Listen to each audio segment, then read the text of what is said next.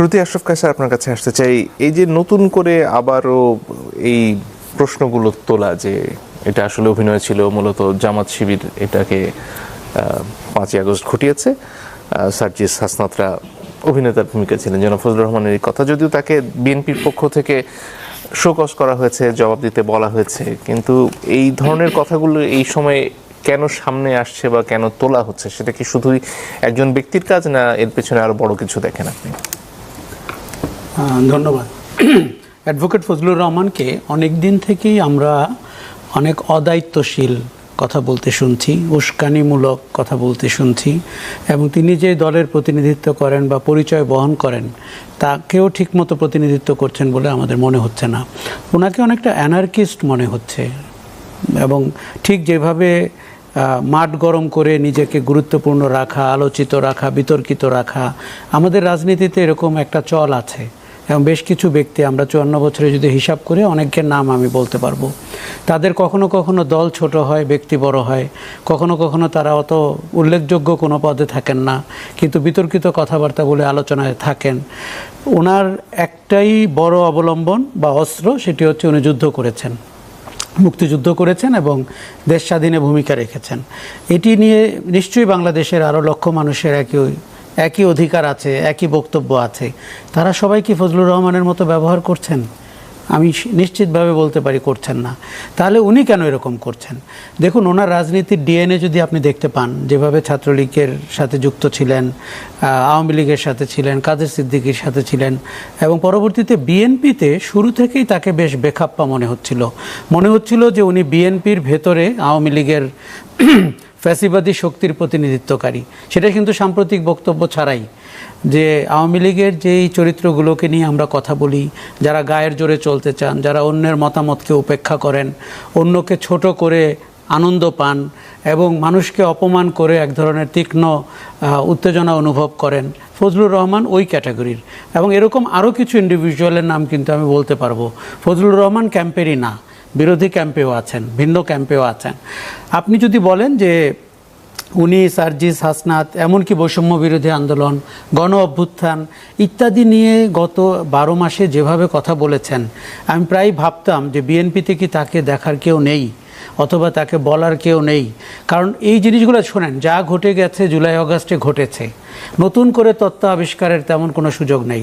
সার্জিস হাসনাতরা ছাত্রলীগ করতো কি না, শিবিররা কতটুকু আধিক্য বিস্তার করেছিল, কে গুপ্ত শিবির, কে প্রকাশ্য শিবির, এগুলো নিয়ে গবেষণা করে আমরা অভ্যুত্থানটাকে যতটা প্রশ্নবিদ্ধ করব, এর চেয়ে বড় কোনো উপকার কিন্তু আর হবে না। আপনি তাকে বর্তমান রাজনীতিতে কিভাবে মোকাবেলা করবেন, তার অনেক কর্মকাণ্ড নিয়ে আপনি কথা বলতে পারেন, কিন্তু ফজলুর রহমান একদিন একটা টক শোতে বৈষম্য বিরোধী আন্দোলনের একজন নেতাকে আমার সামনে উঠে যেতে বলেছেন। তা আমি বললাম যে উনি কেন উঠে যাবেন? বললো যে উনি আমার ছেলের চেয়েও কম বয়সী। তা আমি এটা তো বয়সভিত্তিক সাঁতার প্রতিযোগিতা না, এটা টক শো। কাজে ওনার শারীরিক ভঙ্গি এবং অবজেকশনেবল আচরণ, এটা ইংলিশে বলে হি পিকস আপ দ্য ফাইট, উনি ফাইট পিক আপ করেন। কাজেই আজকে উনি কোর্টে যেভাবে কথা বলেছেন, আমার মনে হয়েছে যে দেখেন, ওনার বাড়ির সামনে যে আন্দোলন হচ্ছে, যে পোস্টারের ভাষা, তার বিরুদ্ধে মব ভায়োলেন্স হচ্ছে, তাকে হত্যার হুমকি দেওয়া হচ্ছে প্যারিস থেকে, যে পোস্টার দেখেছি আমি, যে ভাষা আমি দেখেছি, আমি অত্যন্ত নিন্দা জানাই। এবং এই মব ভায়োলেন্সকে আমি শুরু থেকেই অপছন্দ করি। আমার মনে হয় সরকারের খুব বড় ব্যর্থতা এটি। ফজলুর রহমানের মধ্যে কিন্তু মব ভায়োলেন্সের উপাদান আছে। দেখেন, উনি হয়তো ভিন্ন প্ল্যাটফর্মে করেন, উনি হয়তো টক শোতে বলেন, উনি হয়তো জনসভায় বলেন, কিন্তু ওনার মধ্যে ওই উপাদানটি আছে যেটিকে আমরা অপছন্দ করি, এবং আমরা মনে করি রাজনীতিতে এই উপাদানটি রাজনীতির জন্য ক্ষতিকর। এখন আপনি দেখেন, উনি কি শুধুই তার ব্যক্তি মতামত প্রতিফলন করছেন? একদমই না। উনি খেয়াল করে দেখুন যে 5ই আগস্টের পলাতক শক্তি নিয়েও তার বক্তব্য আছে, 5ই আগস্টের উদ্দেশ্য নিয়ে তার বক্তব্য আছে, তাদেরকে কালো শক্তি বলা ইত্যাদি। কিন্তু দেখুন, উনি আজকে প্রমাণ চেয়েছেন, প্রমাণ উনি নিজেই দিতে পারবেন। ইদানিংকালে প্রমাণ লুকিয়ে রাখা কিন্তু খুব কঠিন। উনি কথা বলার সময় যেভাবে লাগামহীন হন, তাতে করে কিন্তু মানুষকে তার আবেগ অনুভূতিতে আঘাত করা হয়, অর্জনে আঘাত করা হয়, এদেরকে রাজনৈতিক অধিকারের জায়গা থেকে প্রশ্নবিদ্ধ করার চেষ্টা করা হয়, এবং তার দলকেও যথেষ্ট। এরকম একটি লোক এরকম কোনো দলে আছেন, ওই দল নিয়েও আমাদের দ্বিতীয়বার চিন্তা করতে হয়। তার মানে দলটি যখন কোনো রকমে পাওয়ারের কাছে যাবেন, এই ফজলুর রহমানকে তারা কি করে ধারণ করবেন আজকে যদি অপোজিশনে উনি থাকেন। আচ্ছা, উনি যে বারবার ভোটের কথা বলেন, তার ভোটের ইতিহাস কিন্তু অত্যন্ত পরাজয়ের ইতিহাস। কিন্তু উনি খেয়াল করে দেখবেন সবাইকে তুচ্ছতাচ্ছিল্য করেন, ভোটে আসেন, আপনি 2টি ভোট পাবেন না। উনি কিন্তু 45 বছর ধরে কোনো নির্বাচনে বিজয়ী হননি। কাজেই আমাদের রাজনীতির যেই এলিমেন্টটা নিয়ে আমরা 5ই আগস্টের পরে গুরুত্বের সাথে বিবেচনা করছি, সেই এলিমেন্টটা ফজলুর রহমান, এবং তার সাথে কিন্তু এরকম এলিমেন্ট আরও আছে। আমি আবারও বলছি যে শুধুমাত্র এই ক্যাম্পেই আছে তা না, বিপরীত ক্যাম্পেও আছে, প্যারিস ক্যাম্পেও আছে, ইত্যাদিতেও আছে এরকম। কিন্তু এতে কিন্তু রাজনীতির বড় ক্ষতি হচ্ছে। কেননা দেখুন, চটকদার কথা বলা, এক ধরনের বেয়াদবিপূর্ণ আচরণ করা, বয়স যাই হোক, এবং অন্যকে ছোট করা, এগুলো কিন্তু এই রাজনীতি 5ই আগস্টের রাজনীতি বলছে না। কেননা আমরা ওই সময় শেখ হাসিনার পতনে যতটা আগ্রহী ছিলাম, রাজনীতির সংস্কারেও ততটা আগ্রহী ছিলাম। দেখুন, রাজনীতিতে ভাষার ব্যবহার খুব গুরুত্বপূর্ণ। যে মহিলা পালিয়ে গেছেন, উনি কিন্তু একটি শব্দের জন্য পালিয়ে গেছেন, কিশোরদেরকে বা তরুণদেরকে রাজাকার বলে। কাজেই ফজলুর রহমান কিন্তু অনেক ভাগ্যবান যে দেখেন তার বাসার সামনে মবের আমি নিন্দা করছি। আমি সত্যিই চাই ফজলুর রহমান এরকম কোনো পরিস্থিতির ভেতর দিয়ে না যাক, কিন্তু ওনাকে নিশ্চিত করতে হবে উনিও যেন অন্যদের ব্যাপারে এরকম পরিস্থিতি তৈরি না করেন। ধন্যবাদ। মাহমুদা হাবিবা, আপনার কাছে পর্যায়ে আসতে চাই। গতকালকে নির্বাচন কমিশনে যে ঘটনা ঘটে গেল, সেখানে এনসিপি এবং বিএনপির তরফ থেকে রুবিন ফারহানা যার যার মতো করে বক্তব্য দিয়েছেন, কিন্তু রীতিমতো একটা হাতাহাতির মতো ঘটনা ঘটেছে খোদ নির্বাচন কমিশনের সামনে। এই ঘটনা কি আগামীতে যে নির্বাচনের চেষ্টা করা হচ্ছে, প্রতিশ্রুতি দেয়া হচ্ছে, সেইটার ব্যাপারে এক ধরনের খুব বড় ধরনের শঙ্কা তৈরি করছে না? পরস্পরের প্রতি যে সহনশীলতার কথা এতদিন ধরে বলছি, সেটার জায়গা কি আসলে মাঠে দেখা যাচ্ছে? ধন্যবাদ আপনাকে। আমি কি আগের কথার প্রশ্নটার একটু উত্তর দিতে পারি? আমি শুভেচ্ছা জানাচ্ছি আমার সম্মানিত সহ আলোচকদের এবং যারা শুনছেন তাদেরকে। দেখুন, আমাদের অ্যাডভোকেট ফজলুর রহমানকে যে ভাষায় শোকজ করা হয়েছে, আপনি যদি দেখেন, এটা কিন্তু শোকজ আমাদের বিভিন্ন নেতাকে করা হয়, এটা কিন্তু খুব স্ট্রং ল্যাঙ্গুয়েজেই করা হয়েছে। এর আগে ভার্বালিও তাকে বলা হয়েছিল।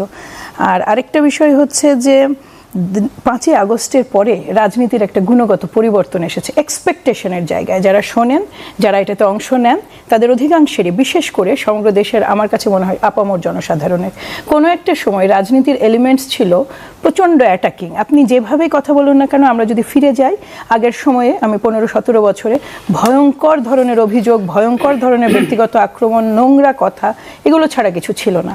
কিন্তু 5ই আগস্ট এই রিয়ালিটিটাতে আমরা অ্যাটলিস্ট সবাই চেয়েছি যে একটা ছেদ পড়ুক এবং এটা বন্ধ হয়ে যাক। কিন্তু মুশকিল হচ্ছে যে এই রাজনীতিতে সুদীর্ঘকালে যারা অভ্যস্ত ছিলেন বা অ্যাটাক্ট হয়েছেন, কিংবা তাদের হয়তো সুযোগ হয়নি সেই সময় ফিরে দেওয়ার, 2-4 জনকে তো আমরা দেখি, এবং দল সেটাতে যথেষ্ট পরিমাণে বিব্রতও হয়। সেটাতে দেখা যায় মৌখিকভাবে শোকজ করা হয়েছে। শুধু আমার দলের বিষয় বলে বলছি না, আমি আমার দলের বিষয়টা দায়িত্ব নিয়ে বলছি, বাট অন্যান্য জায়গাতেও যেটা আছে, ওভারঅল রাজনীতিতে মানে যেটা হয়েছে, অন্যদের ক্ষেত্রে, তরুণ রাজনীতিবিদদের ক্ষেত্রে আপনার তাও কিছু ক্ষমা করে দেওয়ার সুযোগ আছে যে তারা রাজনীতিতে নতুন, ফলে তারা ভুল করছে। কিন্তু এই ক্ষেত্রে সিনিয়র একজন রাজনীতিবিদ হিসেবে তার দায়িত্ব অনেক অনেক বেশি। আর মবের ক্ষেত্রে উনি যতটাই দায়িত্ব জ্ঞানহীন কথা বলুন না কেন, আবারও বলি, দলের থেকে আমরা তার বিরুদ্ধে সর্বোচ্চ পদক্ষেপ অবশ্যই, মানে যদি প্রয়োজন হয় তাহলে নেওয়া হবে। কিন্তু সেই ক্ষেত্রে ব্যক্তিগতভাবে মব দিয়ে তাকে অ্যাটাক করাটা, এইটা ঠেকানোর একমাত্র জায়গা হচ্ছে সরকার। এটা আসলে আর কারো পক্ষে ঠেকানো সম্ভব না। মব এমন একটা জায়গায় পৌঁছেছে, মঞ্জুর, আপনি মনে রাখবেন যে আপনার টকশোতে আমি আসলে কি নিয়ে কথা বলছি। আপনি যদি কোনোভাবে তর্কের হাইপোথেটিক্যালি ধরি যে আপনি ধর্ম নিয়ে একটা আলোচনা তুললেন, সেখানে একটা মতামত দেওয়ার জন্য আমারও কিন্তু বাড়ি ফিরে যাওয়াটা কঠিন হতে পারে, এবং আমার বাড়ির সামনে কিন্তু আমি আশঙ্কা করি যে এই ধরনের অনেক কিছুই সামনে আসতে পারে। অলরেডি আপনি যখন ফেসবুক স্ক্রল করেন, এমন কিছু কথা, আমি আমার টকশোর কোনো কমেন্ট দেখি না। রিজন হলো এমন কিছু কমেন্ট ওখানে থাকে যে আনরিডেবল। এটা আমি আগেও বলেছি। তো এই বাস্তবতায় এইটাকে কিন্তু কন্ট্রোল করা দরকার। দেখুন, একটা মানুষ অত্যন্ত ন্যাক্কারজনক কথা বলছে, সেটা যদি মামলাযোগ্য হয়, সেটা যদি ব্লাসফেমি ধরনের অপরাধ হয়, তার বিরুদ্ধে মামলা করার সুযোগ আছে। আপনি মানুষজন নিয়ে তার বাসায় জড়ো হবেন, কাউকে হত্যার হুমকি দিবেন, আমি সেটার খুব তীব্র বিরোধী। এবং এই মানবিক মর্যাদাটুকু তিনি রাখতে পারেননি বলেই আপনি তার বাড়ির সামনে হাজির হয়ে গেলেন, তাহলে ডিফারেন্স থাকলো কি? এইবার আসি আপনার প্রশ্নে। গতকালকে যে ঘটনাটা ঘটেছে, আর সবার মতো আমরাও কিন্তু ভিডিও ফুটেজ যেটুকু দেখা গেছে সেটুকু প্রচণ্ড রকমের অনাকাঙ্ক্ষিত একটা ঘটনা। কিন্তু যেখানে শুনানি হয়েছে সেই জায়গাটার সাথে মাঠের নির্বাচনকে মেলানোর আমি তেমন সুযোগ দেখি না। রিজন হলো যে এইখানে বিভিন্ন পক্ষের মানে দলের পক্ষ থেকে আইনজীবীরা কিংবা প্রার্থীরা নিজেরাই গেছেন এই শুনানিতে অংশ নিতে।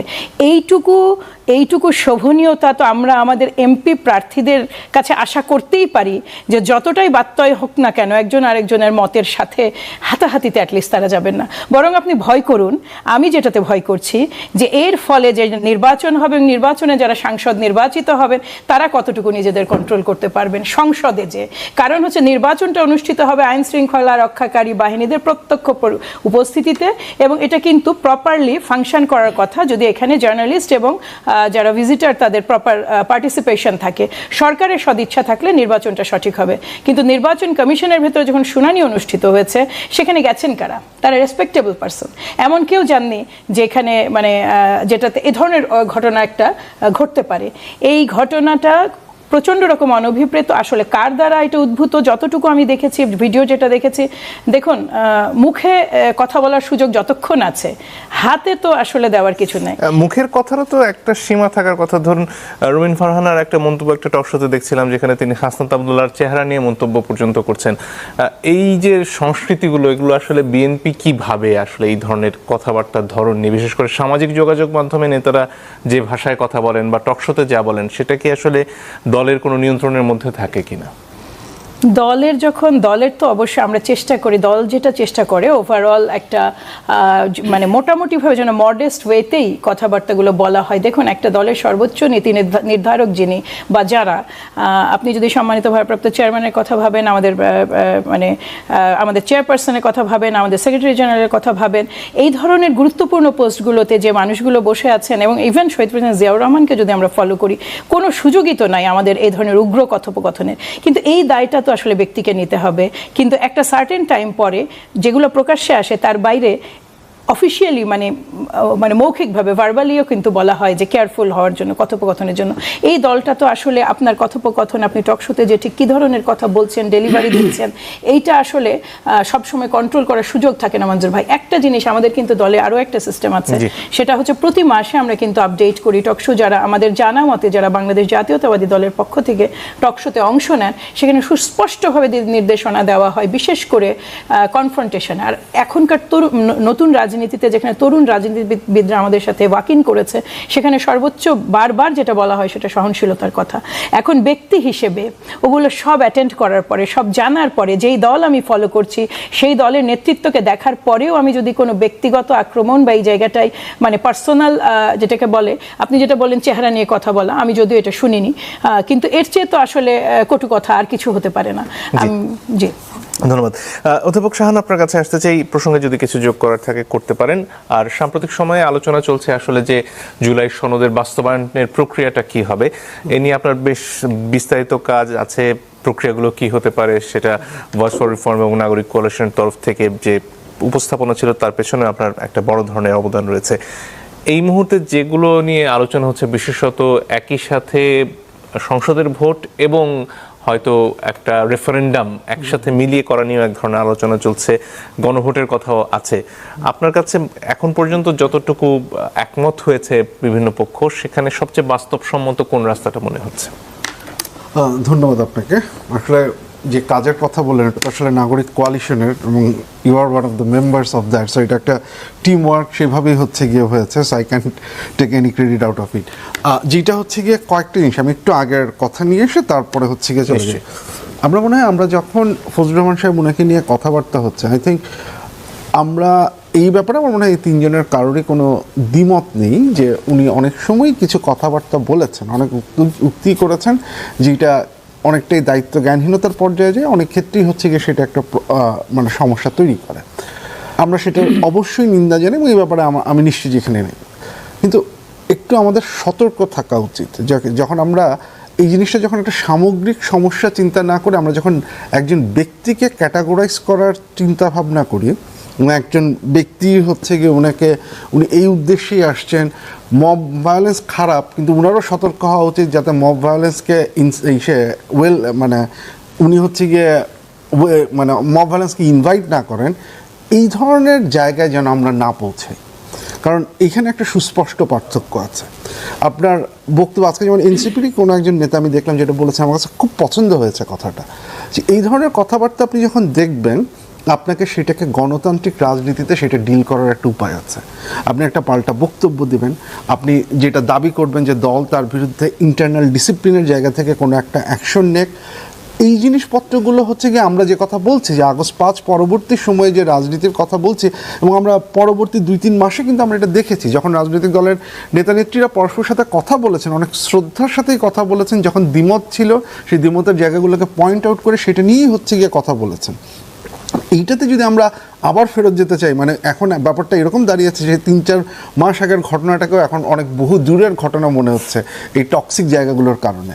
বাট ওই জায়গাটা আমাদের খুব ক্লিয়ার থাকা উচিত যে আমরা রেসপন্সিবিলিটিটা যদি মব ভায়োলেন্সই হয়, আমরা যেন হচ্ছে কি সেটাকে ভিকটিমের ঘাড়ে, মব ভায়োলেন্সের একজন ভিকটিম মব ভায়োলেন্সের ভিকটিম, তার ইররেসপন্সিবল আচরণের জন্য যে জিনিসপত্রগুলো আছে সেটাকে ডিল করার অন্যান্য উপায় আছে।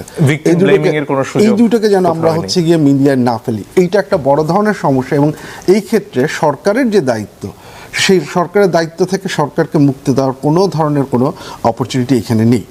এবং যে কথাটা একটু আগেও আসছিল যে আমরা যখন আপনি একটু আগে বললেন যে নির্বাচন যেটা হবে বা জুলাই সনদের বাস্তবায়নের, আমি এখন ওই প্রসঙ্গটাতে যদি ফেরত যাই, আমরা দেখলাম আজকে পেপারে যে জুলাই সনদ এবং একটা গণভোট একই সাথে করবার, যখন নির্বাচন হবে নির্বাচনের সাথে গণভোট করবার একটা ইসের কথা বলা আছে।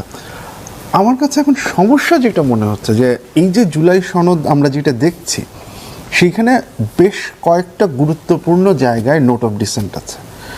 আমরা আপার হাউস পিয়ারের ক্ষেত্রে আছে, কেয়ারটেকার গভর্নমেন্টের শেষ অংশটা কী হবে সেটার ক্ষেত্রে নোট অফ ডিসেন্ট আছে, আমরা কনস্টিটিউশনাল বডিগুলোর অ্যাপয়েন্টমেন্টের ক্ষেত্রে কী হবে সেটার ক্ষেত্রে নোট অফ ডিসেন্ট আছে, আর্টিকেল 70-তে সংবিধান সংশোধনের বিধান থাকবে কি থাকবে না সেটার ক্ষেত্রে নোট অফ ডিসেন্ট আছে, আপনার হচ্ছে গিয়ে দলের প্রধান এবং বাকিরা একই সাথে থাকবেন কি না সেই ক্ষেত্রে নোট অফ ডিসেন্ট আছে। সো আমি যে জিনিসটা পরিষ্কার না যে আমরা যখন কোনো একটা জিনিসকে গণভোটে তোলার চেষ্টা করছি, তখন কি আমি এই নোট অফ ডিসেন্ট সহই এটাকে গণভোটে তুলব? মানে যদি নোট অফ ডিসেন্ট সহ এটাকে তুলি, তাহলে জনগণ এটার পক্ষে বিপক্ষে যেটাই রায় দেখ না কেন, ক্ষমতা নির্বাচনের পরে যিনি ক্ষমতায় আসবেন তিনি তো এই নোট অফ ডিসেন্টটাকে ইউজ করে বলবেন যে আমার তো এখানে নোট অফ ডিসেন্ট আছে, সো আমি এটার সাথে এগ্রি করছি না। তাহলে আমি আসলে কিসের রেফারেন্ডাম নিচ্ছি এটা আমার কাছে পরিষ্কার না। নাম্বার 1 হচ্ছে এইটা। নাম্বার 2 হচ্ছে ধরেন আপনি নোট অফ ডিসেন্টটা বাদ দিলেন, কারণ এখানে নোট অফ ডিসেন্টের অংশ ছাড়া তো বাকি অংশগুলো আছে, যে ওনারা তো প্রস্তাবই দিয়েছেন যে আপার হাউসে পিআর থাকবে, ব্র্যাকেটে লিখে দিয়েছেন নোট অফ ডিসেন্ট এই দলগুলোর। ধরেন আমি নোট অফ ডিসেন্টটুকু বাদ দিয়ে আমি তারপরে এটাকে রেফারেন্ডাম দিলাম, তাহলে যেখানে বড় দলগুলোর এটাতে আপত্তি আছে, রেফারেন্ডামে এটাতে পাশ হওয়ার সম্ভাবনা কতখানি? আপনি সিম্পল হিসাব করেন, ধরা যাক যে বড় দলগুলো আগে নোট অফ ডিসেন্ট দিয়েছে, তারা যদি এই রেফারেন্ডামের সাথেও এগ্রি না করাটাই স্বাভাবিক। আমার নোট অফ ডিসেন্ট আছে, আমি কেন এগ্রি করব? এটার সাথে আমরা জানি যে আওয়ামী লীগের যে ভোটার আছেন, আওয়ামী লীগ না হয় নির্বাচন করবেন না, তাদের তো একটা ভোটার ব্লক আছে, সেটা 10%, 15%, 20% যাই হোক না কেন সেটা আছে। তারাও যদি এইটার এগেনস্টে যায় এবং এই রেফারেন্ডামটা যদি রিজেক্টেড হয়, তাহলে আমার হাতে আসলে কি করার আছে? এইটা একটা খুব রিস্কি ভেঞ্চার। আমার কাছে যেটা মনে হয় যে আপনি যেটাই করুন, কনস্টিটিউয়েন্ট অ্যাসেম্বলি নিয়েও আলাপ আলোচনা আছে, সেখানেও আমার এই একই ধরনের প্রশ্ন আছে। যেমন কনস্টিটিউয়েন্ট অ্যাসেম্বলির মাধ্যমে এখন পর্যন্ত আমরা এরকম কোনো আলোচনা শুনিনি যে কনস্টিটিউয়েন্ট অ্যাসেম্বলিটা ভিন্নভাবে ইলেক্টেড হবে না, এরকম কোনো আলোচনা আসেনি। তাহলে যেটা আমরা নাগরিক কোয়ালিশন থেকে যেটা বলেছিলাম তখন, যে একই সাথে দুটা কাজ করবে, কনস্টিটিউয়েন্ট অ্যাসেম্বলি এবং গভর্নমেন্ট হিসেবে কাজ করবে, কিন্তু সেই ক্ষেত্রেও ধরা যাক কথার কথা, যে উদাহরণ হিসেবে বলছি যে বিএনপি কনস্টিটিউয়েন্ট অ্যাসেম্বলি হিসেবে জিতে চলে আসলো, অ্যান্ড দেন বিএনপি বললো যেহেতু এটা কনস্টিটিউয়েন্ট অ্যাসেম্বলি, আমাদের কনস্টিটিউশন মেক করার রাইট আছে, সো আমরা আমাদের মতো করে আমাদের যে 31 দফা আছে আমি সেই অনুযায়ী হচ্ছে গিয়ে কনস্টিটিউশন বানাবো, আমি জুলাই চার্টার দিয়ে হচ্ছে গিয়ে আবদ্ধ থাকবো না। লজিক্যালি আপনি কি এই লজিকটাকে রিফিউট করতে পারবেন? কারণ আপনি যদি কনস্টিটিউয়েন্ট অ্যাসেম্বলি করেন তাহলে তো হচ্ছে গিয়ে তাকে আপনি সেই ক্ষমতা দিচ্ছেন, ম্যান্ডেটটা নিচ্ছেন, তাহলে আপনি তখন বিশ্বাস করছেন বিএনপিকে যে বিএনপি জুলাই চার্টারটা মানবে। কিন্তু আবার একই সাথে আপনি বিএনপিকে আগে বিশ্বাস করতে রাজি হচ্ছেন না যে বিএনপি কনস্টিটিউয়েন্ট অ্যাসেম্বলি ছাড়া হচ্ছে জুলাই চার্টারটা মানবে। তাহলে আপনাকে তো একটা জায়গায় আসতে হবে, যে কারণে আমার কাছে মনে হয় যে এই দুটো আলোচনা, রেফারেন্ডামই হোক বা কনস্টিটিউয়েন্ট অ্যাসেম্বলি হোক, আমরা এগ্রিমেন্টে আসি না আসে, সবচাইতে যদি রেফারেন্ডামেও যেতে চাই, আমাদের বিদ্যমান যে জায়গাগুলোতে পার্থক্য আছে সেইটা অফকোর্স আমাদের কমাতে হবে, আদারওয়াইজ আমি কোনো রাস্তা দেখছি না। নোট অফ ডিসেন্ট গুলো ব্যবস্থা করে হ্যাঁ, আমাদের ওই জায়গায় একটা কমাতে হবে, ওই জায়গায় একটা ঐক্যমতে আসতে হবে। হয় বিএনপিকে কিছু জায়গায় ছাড় দিতে হবে, অথবা বাকিদেরকে বলতে হবে, মানে যে নেগোসিয়েশনটা আমরা ভেবেছিলাম শেষ হয়ে গেছে, we have to acknowledge negotiation শেষ হয়নি। এবং জাস্ট একটা লাইন, এবং রাজনৈতিক দলগুলোকেও বুঝতে হবে যে যদি এটা শেষ না হয়, এইটার যে কনসিকুয়েন্স, যে সংকট, এটা প্রত্যেকটা রাজনৈতিক দলকে ভোগাবে, কোনো একক রাজনৈতিক দলকে। অনেকগুলো শঙ্কার কথা বলা হয় ঘুরে ফিরে, এবং একটা পাল্টাপাল্টি অভিযোগ বিভিন্ন সময় শুনি যে বিএনপি একটা অংশ দখল করে নিয়েছে সরকারের, জামাত প্রশাসনের একটা অংশ দখল করে নিয়েছে, বিশ্ববিদ্যালয় অমুকে দখল করে নিয়েছে, এবং এই সবগুলো শক্তির আবার এক ধরনের পরীক্ষাও হয়তো বিশ্ববিদ্যালয়গুলোতে খুব সামনে হতে চলেছে। এই যে নানামুখী শঙ্কা, তার ভিড়ে আসলে যে সংস্কারের মূল একটা আলোচনা ছিল, বিচারের দাবি ছিল, সেগুলো আসলে কতটুকু গুরুত্ব পাচ্ছে আজকে নির্বাচনের সামান্য সময় আগে এসে? দেখুন, আমরা 12 মাসে যে পরিস্থিতি এরকম জায়গায় যাবে এই আশঙ্কা কিন্তু আমরা তখন কেউ করিনি। এবং আমি বলবো যে বিচার এবং সংস্কারের প্রক্রিয়াটি সাংঘাতিকভাবে ব্যাহত হয়েছে এই রাজনৈতিক কোন্দলে, অহেতুক বিতর্কে এবং দলীয় দৃষ্টিকোণ থেকে দেশকে দেখতে চাওয়ার যে আকাঙ্ক্ষা বা পরিবর্তনকে দেখতে চাওয়ার আকাঙ্ক্ষা, তার সাথে যুক্ত হয়েছে ক্রেডিটের যে বাণিজ্যটা, যে আমরা কে কোন ভূমিকায় ছিলাম, কোন দল ছিল, কে নেতৃত্বে ছিল, কে মাস্টার মাইন্ড, কে মেটিকুলাস ডিজাইনার, ইত্যাদি ইত্যাদি। আমার মনে হয়েছে যে এই সব কিছুই পলাতক শক্তিকে আরও একটু শক্তিশালী করেছে, ইন্ডিয়াকে সংহত করেছে বাংলাদেশ বিরোধী অবস্থান জাগ্রত করতে। এবং এই যে প্রোপাগান্ডা 5ই আগস্টের পরে হয়েছিল যে ইসলামিস্টরা দেশ নিয়েছে, জঙ্গিরা ক্ষমতার কাছাকাছি চলে এসছে, এখন জামায়াতে ইসলামী বা এনসিপির একটি অংশ বা ইসলামিক দলগুলো বা ইসলামের নামে যারা রাজনীতি করছেন তাদেরকে যদি আপনি দেখেন, খুব ভালো করে মনোযোগের সাথে পড়ে দেখেন, ইতিহাসে কখনো তারা প্রশাসনের এত কাছে থেকে রাজনীতি করার, সংস্কারের প্রস্তাবনার ব্যাপারে মন্তব্য করার কিংবা নির্বাচনের প্রস্তুতি নেওয়ার সুযোগ কিন্তু অতীতে পায়নি। কাজেই 4 দলীয় জোট সরকারের সময় তো তারা ক্ষমতাতেই ছিলেন, নিশ্চিতভাবে ক্ষমতায় ছিল। সেখানে দেখুন দুজন মন্ত্রী ছিলেন, এটি আমরা দেখেছি। বিএনপির সাথে যুগপৎভাবে আন্দোলন করেছেন, নির্বাচনী জোট করেছেন, ক্ষমতায় গেছেন, কিন্তু রাজনীতিতে যে প্রভাব সেটি জামাত কিন্তু তখন এইভাবে পায়নি। জামাতের হিস্ট্রিতে কখনো এই প্রভাবের মতো করে জামাত রাজনৈতিক মাঠে আমরা জামাতকে দেখতে পাইনি। সবসময় তাদেরকে 71-এর ভূমিকার জন্য জবাবদিহিতার আওতায় থাকতে হয়েছে। তার সাথে যুক্ত হয়েছে যে এই যে মানবতা বিরোধী অপরাধের বিচারে এখন কতটুকু সুচারু বিচার হয়েছে, কতটুকু কোথাও কোথাও ত্রুটিপূর্ণ বিচার হয়েছে ইত্যাদি নিয়ে জামাতের কিন্তু অনেক বক্তব্য রয়েছে। কাজেই আপনি দেখতে পাচ্ছেন যে আমরা 5ই আগস্টের পরে সব রাজনৈতিক পক্ষগুলোকে, দলগুলোকে তাদের নিজস্ব বোঝাপড়ার রাজনীতিটিকে সামনে নিয়ে আসার চেষ্টা করা হলো। এনসিপি নতুন একটি দল হিসাবে তাকে জায়গা করে নিতে হবে, এবং বিএনপি শুরুর দিকে বা বড় দলগুলো শুরুর দিকে তাদের ব্যাপারে ছোটদের দল হবে মনে করে একরকম আচরণ করছিল। পরবর্তীতে আমরা অনেক ধরনের কোন্দলে লিপ্ত হতে দেখলাম। আমার মনে হচ্ছে যে আমি যদি এক বাক্যে আপনাকে বলি, বিচারের দাবিটি কোথায় গেল? এখন বিচার প্রক্রিয়া যদি, আমি বলছি না যে আপনি হার্ড অ্যান্ড ফাস্ট করবেন যাতে ত্রুটিপূর্ণ হিসাবে ভবিষ্যতে প্রশ্ন উঠবে, কিন্তু আমরা কি যথেষ্ট প্রকৃত বিচারের, ন্যায় বিচারের দিকে নিতে পেরেছি গণহত্যাকে? আমি বলবো পারিনি। কেননা আমরা কি দেখতে পেলাম? আমরা গণহারে হত্যা মামলা হতে দেখলাম। গতকালকেও যে গ্রেফতার হলো তার বিরুদ্ধে ওই যাত্রাবাড়ির ওই মামলা। কাজেই এটি যাত্রাবাড়িতে যে মানুষটা সরাসরি গুলি করলো তাকে আবার জামিন দেয়া হলো, দেশ ছেড়ে তিনি জামিন পেলেন। সাইদকে যিনি গুলি করেছেন তিনি সীমান্তের ওপারে ধরা পড়লেন। বাংলাদেশ ব্যাংক যে অ্যাকাউন্টগুলো ফ্রিজ করেছিল সেগুলোকে মুক্ত করে এক ভদ্রলোক তার পদকে ব্যবহার করতে শুরু করলেন। তার মানে কি আমরা 5ই আগস্টের পরে একটা মামলা বাণিজ্যের দিকে গেলাম, একটা ঘুষ বাণিজ্যের দিকে গেলাম, একটা রাজনৈতিক ব্যবসার দিকে গেলাম। দেখুন, এই আশঙ্কাগুলো মানে আমাদের ছিল যেরকম হবে, কিন্তু এতটা মহামারী আকার ধারণ করবে এবং যেখানে আপনি বিচার নিয়ে আর ঐক্যমত্যে থাকতে পারবেন না, আপনি যার যার দৃষ্টিকোণ থেকে দেখবেন। আপনি যেমনটি বলছিলেন যে বিএনপির দখলদারিত্ব, জামাতে ইসলামীর সিস্টেমেটিক প্রশাসনের অংশ নেওয়া কিংবা এনসিপির কোথাও কোথাও চাঁদাবাজির অভিযোগ, সবই কিন্তু সত্যি। আমি সেটা বলে থাকি যে মিডিয়াতে যা আসে এটা কিন্তু মানে পুরো সত্য না, তার বাইরে আরও অনেক সত্য আছে।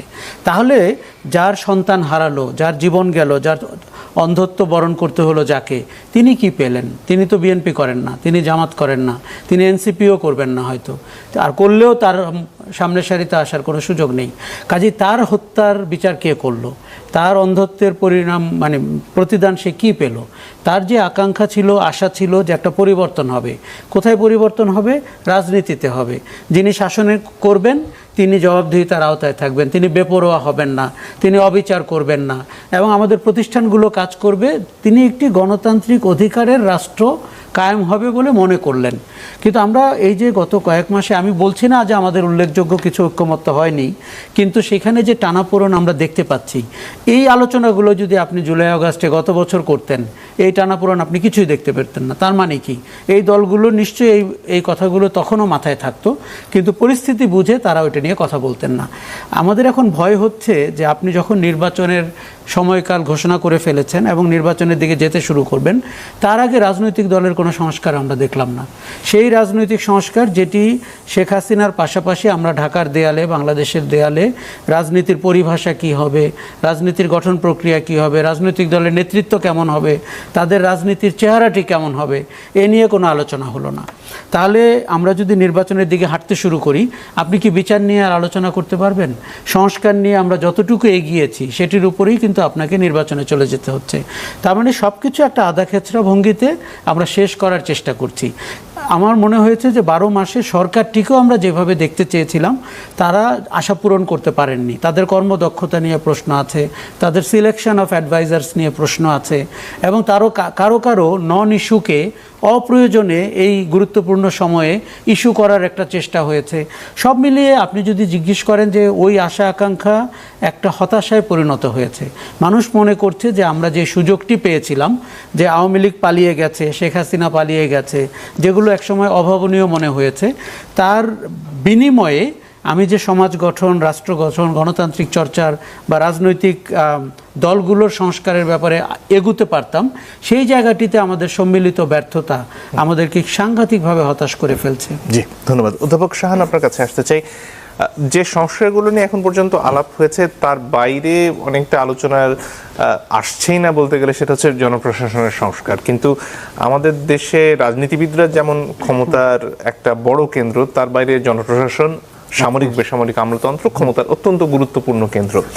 এখানে কোনো পরিবর্তন না এনে কাঠামোগত যত সংস্কারই হোক না কেন, আসলে কি মানুষের জীবন ব্যবস্থার উপর তার কোনো প্রভাব পড়বে?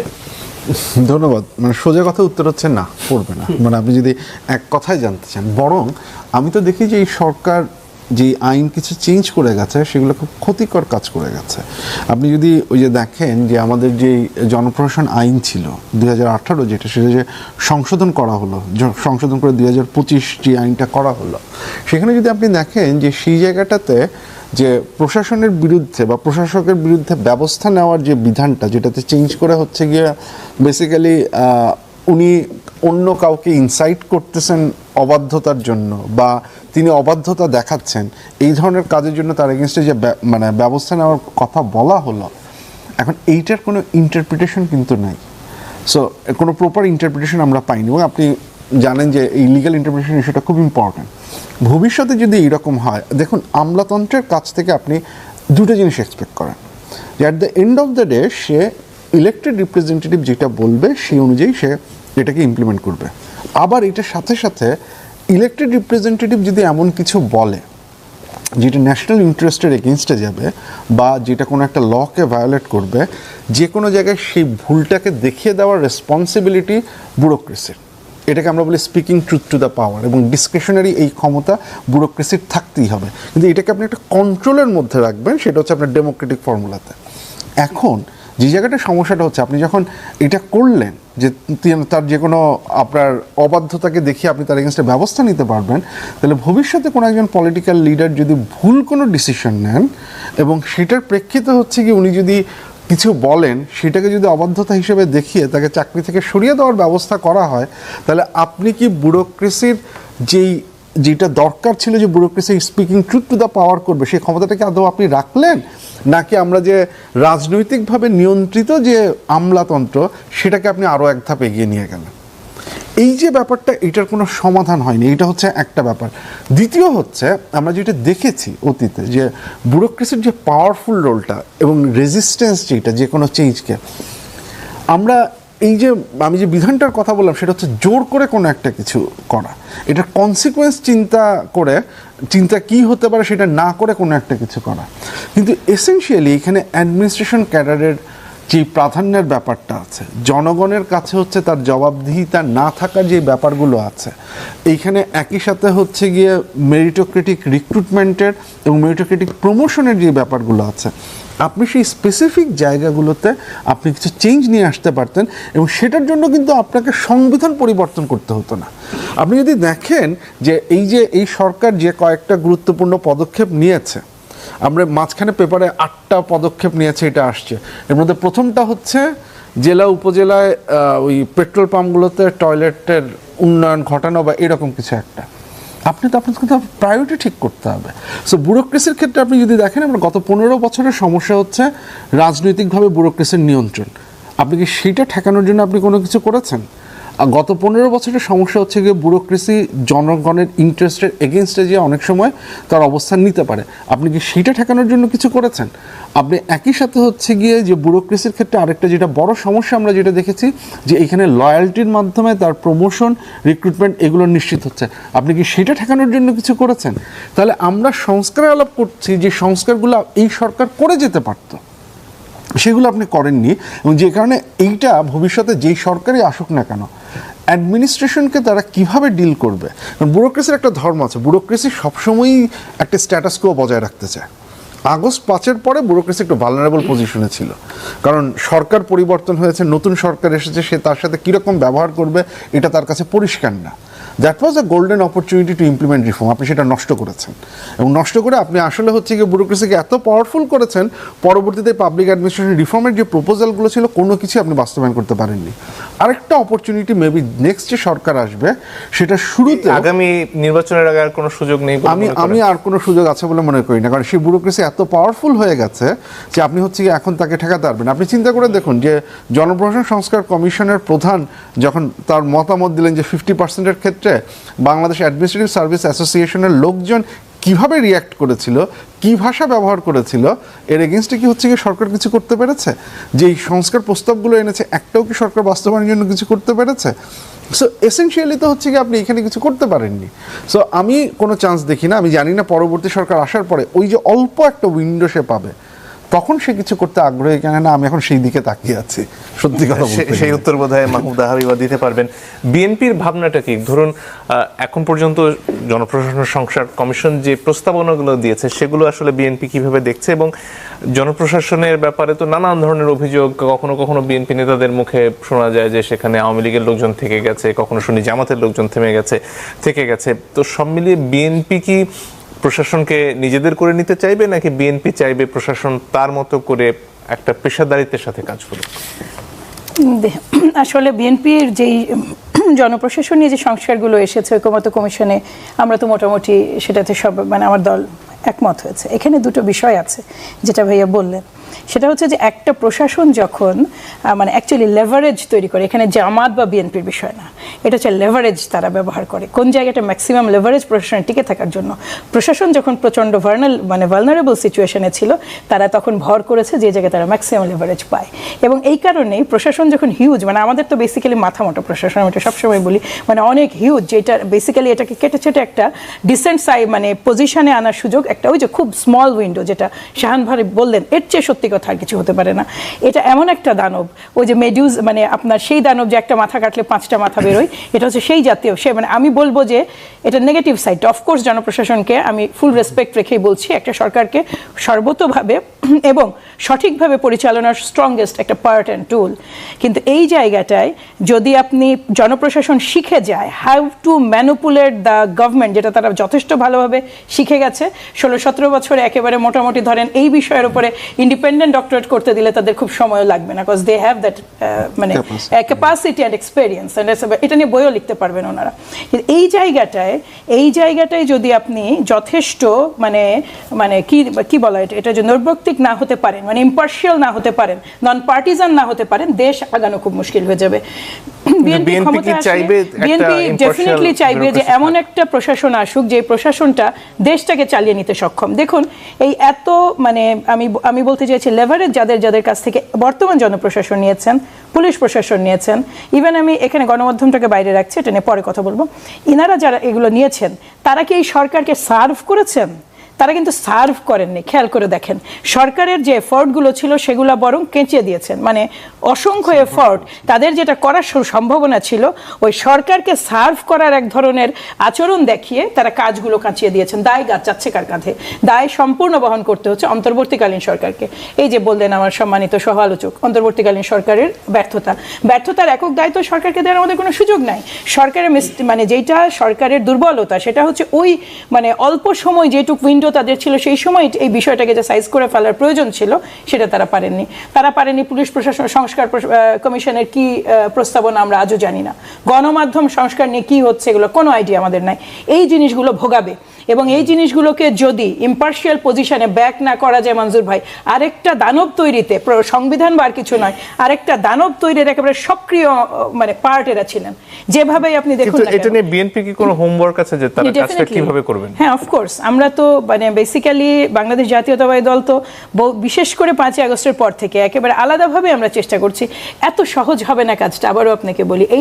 এই নির্বাচন যদি সুষ্ঠুভাবে অনুষ্ঠিত হয়, আমার দল যদি রাষ্ট্র ক্ষমতা পরিচালনার সুযোগ পায় এবং নিঃসন্দেহে যেই দলই পাক, আমি আসলে তাদের মানে আমাদের জন্য দুঃখবোধ করি বা সেই দলের জন্য, কারণ সেটা হবে রিয়েলি টাফ জব। কারণ আপনি এক ধরনের ট্রেন্ড গুনসের এগেনস্টে কাজ করবেন। ট্রেন্ড গুনস কারা? জনপ্রশাসনে যারা আছেন, পুলিশ প্রশাসনে আছেন এবং অফকোর্স গণমাধ্যমে। এটা সহজ কাজ নয়। ওই যে স্মল একটা উইন্ডো বিএনপিও পাবে। এখন এটা কতটুকু সদ্ব্যবহার করার সুযোগ আছে, আমাদের প্ল্যানিং আছে, আমাদের চেষ্টা আছে, আমাদের ইন্টেনশন আছে, কিন্তু সদ্ব্যবহারের প্রচেষ্টা থাকবে। সফল কতটুকু হব সেইটা আসলে বলার সুযোগ নেই। আমি একটু আশরাফ কায়সার ভাইয়ের 2-3টা কথা মানে আমি তার আগে একটা ছোট্ট কথা একদম প্রথমের প্রসঙ্গে বলে আসি। দেখুন আমি একটা কথা শুধু বলতে চাই, নারী নেত্রীদের জন্য রাজনীতি একটা টাফ জিনিস মনজুর ভাই, ভেরি টাফ। ব্যারিস্টার রুমিন ফারহানাকে নিয়ে অনেক সমালোচনার সুযোগ আছে, অবকাশ আছে।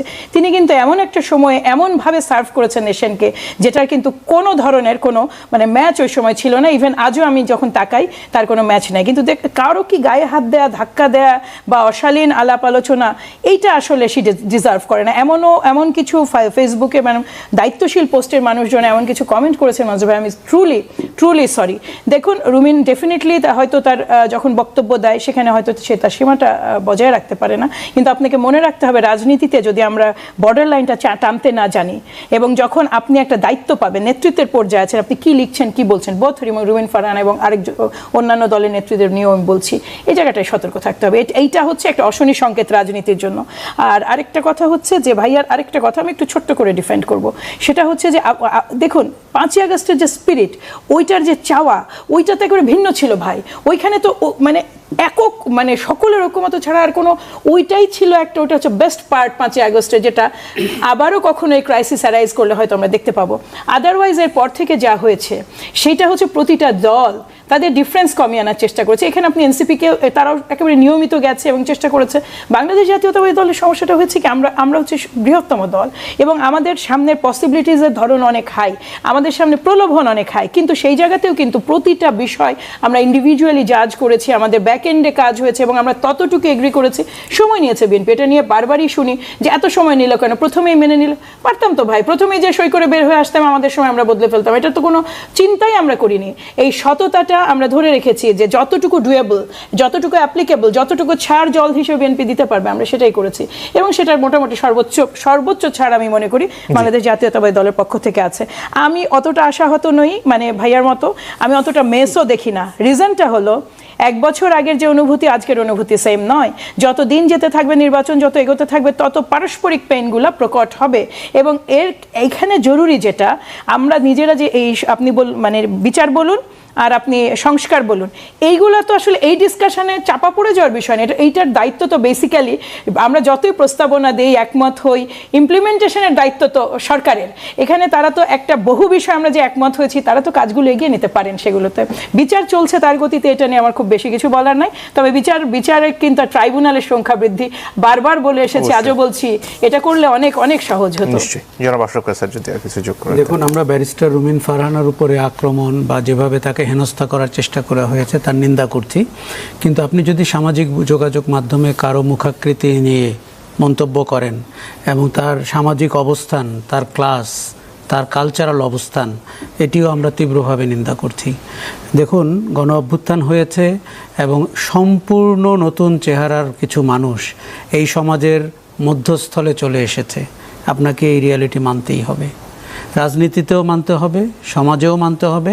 তার আচার আচরণ, তার কথাবার্তা আপনার পছন্দ নাও হতে পারে, কিন্তু মনে রাখতে হবে এরা গণ অভ্যুত্থানের সামনের কাতারে ছিল বলেই হাসিনা পালিয়ে গেছে। এরা গণ অভ্যুত্থানের সামনের কাতারে ছিল বলেই রাজনৈতিক দলগুলো আজকে ঐক্যমত্য কমিশনে চা বিস্কিট খেয়ে বিভিন্ন সংস্কার নিয়ে আলাপ করতে পারছে। আমরা অনেক সময় ভুলে যাই আমাদের করুণ পরিস্থিতি কী ছিল এবং কোথা থেকে আমাদের উত্তরণ হয়েছে। কাজে আমি প্রায়ই দেখি যে গণ অভ্যুত্থানের ছাত্রনেতাদেরকে নিয়ে অনেক ধরনের মন্তব্য করা হয়, বিশেষ করে প্রতিষ্ঠিত দলগুলো থেকে। সেগুলো কিন্তু সাংঘাতিকভাবে অবজেকশনেবল, এটা কিন্তু ঠিক না। আরেকটা জিনিস আপনাকে বলি, বিএনপি বা যারাই নির্বাচিত হয়ে ক্ষমতায় আসবে তাদের জন্য জনপ্রশাসন ঠিক করা কঠিনতম কাজ। কেননা জনপ্রশাসনের 50% মানুষ তাদের দলের লোক। কাজেই তাদের দলের নাম ভাঙিয়ে তারা চলে, তারা প্রমোশন পেয়েছে, তারা পুনরায় ফিরে এসেছে, অতীতে নিগৃহীত হয়েছে বলেছে। আপনি আপনার দলের ব্যাপারে ব্যবস্থা নিতে পারছেন? কোথাও পারে না, বাংলাদেশের কোনো রাজনৈতিক দল পারে না। শ্রেষ্ঠ সময় ছিল অন্তর্বর্তী সরকারের সময়, তাদের কোনো দল ছিল না, তাদের কোনো রাজনৈতিক পরিচয় ছিল না। এই সময় সে বাংলাদেশের বেস্ট অফ ব্রিড জনপ্রশাসন দাঁড় করাতে পারতো, সেটা তারা ব্যর্থ হয়েছে। এবং সেটাই বা তারা করতেন কি করে? মানে একজন প্রশাসনের কর্মকর্তার তো অভিজ্ঞতার প্রয়োজন হয়, ওই পর্যায়ে উঠে আসতে একটা সময় লাগে। না, নিশ্চিতভাবেই লাগে। আপনার এই অনুষ্ঠানে আমরা অনেকবার কথা বলেছি, হয়তো আপনি ঠিক ওই মুহূর্তেই যোগ্য লোকটিতে পেতেন না। এবং একজন, দেখুন, সচিবরা যে বিদায় নেওয়ার জন্য প্রস্তুত হয়েছিল এটা আমরা সবাই জানি। কেননা 16 বছর তারা কাকে সার্ভ করেছে, কি ভঙ্গিতে সার্ভ করেছে, তারা নিজেরাই জানে আমাদের চেয়ে বেশি। কিন্তু সরকারটিকে আমরা দেখলাম যে কনভেনশনের উপরে ডিপেন্ড করে তিনি নতুনত্বের আহ্বানটাকে গ্রহণ করতে পারলেন না। হয়তো আপনার ডেপুটি সেক্রেটারিকে অতিরিক্ত দায়িত্ব দিতে হতো, হয়তো সেক্রেটারিদেরকে বিদায় করে দিতে হতো। জনপ্রশাসনে এর চেয়ে বড় পরিবর্তন আনার আপনি সুযোগ আর কখনো পাবেন? দেখুন, জনপ্রশাসন আপনার জীবনে কি ঘটাতে পারে আমরা জনতার মঞ্চ দেখেছি। আমি নিশ্চিতভাবে বলতে পারি আগামীতে যেই কয়েকটি রাজনৈতিক কোন্দলের বাইরে যেই জায়গাগুলো থেকে কালচারাল ফ্রন্ট থেকে থ্রেট আসবে, জনপ্রশাসন থেকে থ্রেট আসবে, পুলিশ থেকে থ্রেট আসবে, যেখানে আপনি কিছু করতে পারেননি। আরেকটা প্রবণতা আমরা এখন দেখতে পাচ্ছি যে এখন সময় আমাদের, এই প্রবণতা মানে যে যেখানে আছে, যার যতটুকু সামর্থ্য আছে, ক্ষমতা আছে, কিন্তু কথা ছিল যে আমরা প্রতিহিংসা পরায়ণ হব না, আমাদের অন্যের সময়কে মানে স্মৃতিচারণ করে আজকের সময়কে নিজের ভাববো না, কিংবা আবার আগামীর সময়কে ভাবতে শুরু করব না। আমি খুব দুঃখের সাথে বলছি, এই যে সরকারের দায় আমি দিচ্ছি পরিবর্তন না আনার, তার 50% দায় রাজনৈতিক দলগুলোর। তারা কি দায়িত্বশীল আচরণ করেছেন? তারা কি কোনো রূপকল্প দিয়েছেন? এখন তাদের কি কোনো চিন্তা চেতনা আমরা বুঝতে পেরেছি? এই যে নির্বাচনটি ঘনিয়ে আসছে, আপনি কি বুঝতে পারছেন যে কোন দল বাংলাদেশকে কোন পথে পরিচালিত করতে চাচ্ছে? আমি কিন্তু বুঝতে পারছি না। তারা অনেক সময় চটকদার কথা বলছেন, কখনো কখনো প্রতিপক্ষকে ঘায়েল করছেন।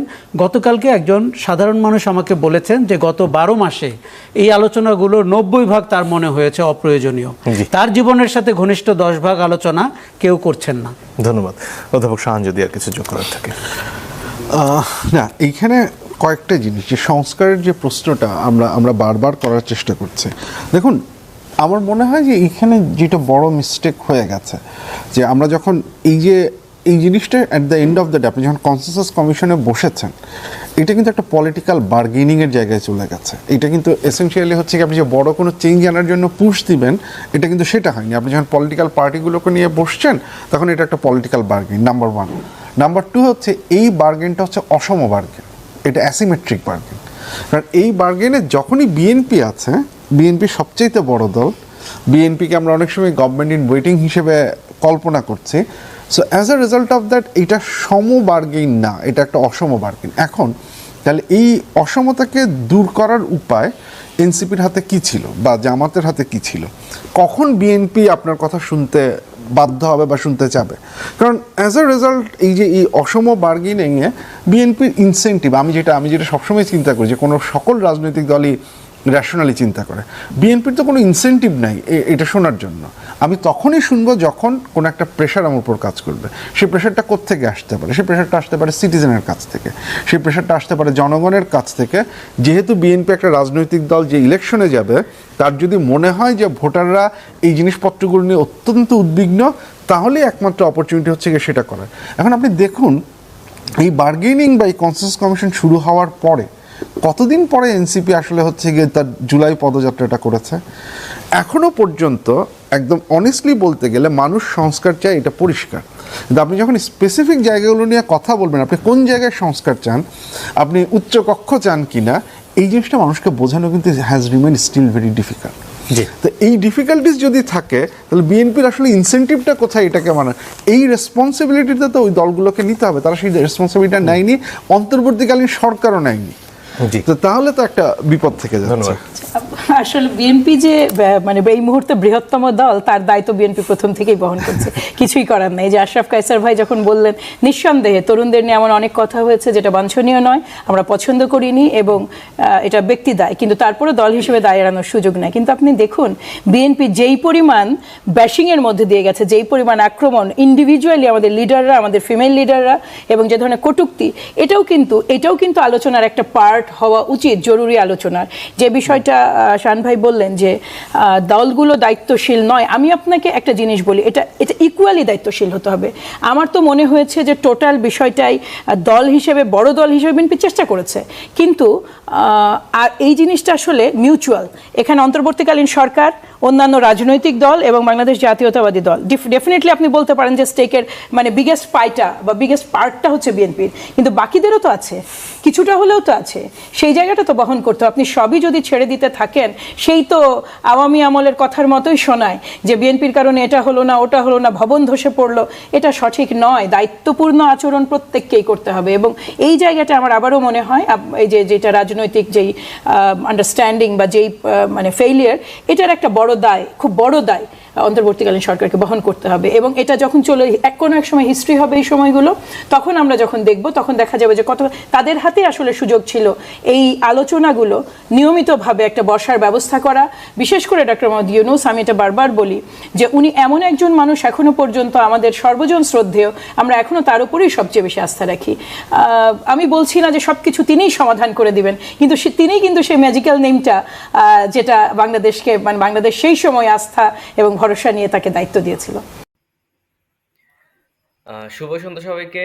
আজ আমরা অ্যাডভোকেট ফজলুর রহমানের সাম্প্রতিক বিতর্কিত মন্তব্য এবং তার রাজনৈতিক প্রভাব নিয়ে আলোচনা করব। অ্যাডভোকেট ফজলুর রহমান সম্প্রতি একটি মন্তব্য করে বিতর্কের জন্ম দিয়েছেন। তিনি বলেছেন ৫ই আগস্টের ঘটনাটি ছিল একটি অভিনয়। তিনি আরও বলেন, সার্জিস হাসনাত ও তার সঙ্গীরা মূলত জামাত শিবিরের হয়ে কাজ করেছেন। তার এই মন্তব্যে রাজনৈতিক মহলে ব্যাপক প্রতিক্রিয়া সৃষ্টি হয়েছে। ফজলুর রহমানের এমন মন্তব্যের পর তার দল বিএনপি তাকে শোষক বলে সোজজ করেন। এটি দলের মধ্যে তার অবস্থান নিয়ে প্রশ্ন তুলেছে। এই বিষয়ে কথা বলেছেন আশরাফ কায়সার। তার মতে ফজলুর রহমান দীর্ঘদিন ধরেই দায়িত্বজ্ঞানহীন এবং উস্কানিমূলক কথা বলে আসছেন।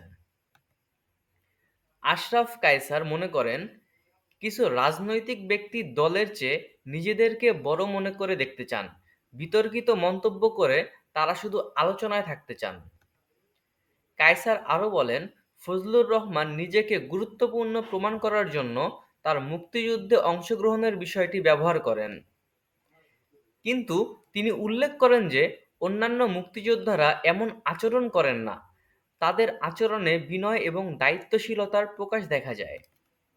শান ভাইয়ের মতে এই ধরনের পরিস্থিতির জন্য বড় দলগুলোর, বিশেষ করে বিএনপির আরও বেশি দায়িত্বশীল হওয়া উচিত। তিনি অন্তর্বর্তীকালীন সরকারকেও বড় দায় রয়েছে বলে মনে করেন? পরিশেষে বলা যায়, ফজলুর রহমানের মন্তব্য একটি বড় বিতর্ক সৃষ্টি করেছে, যা রাজনৈতিক দলগুলোর দায়িত্ব এবং একজন ব্যক্তির রাজনৈতিক অবস্থা নিয়ে গুরুত্বপূর্ণ প্রশ্ন তুলেছে। সবাইকে ধন্যবাদ। আমাদের সাথে থাকার জন্য সবাইকে অসংখ্য ধন্যবাদ। প্রতিদিন আমাদের চ্যানেলে নতুন নতুন ভিডিও আপলোড হবে, আপনারা সবাই সাবস্ক্রাইব করবেন।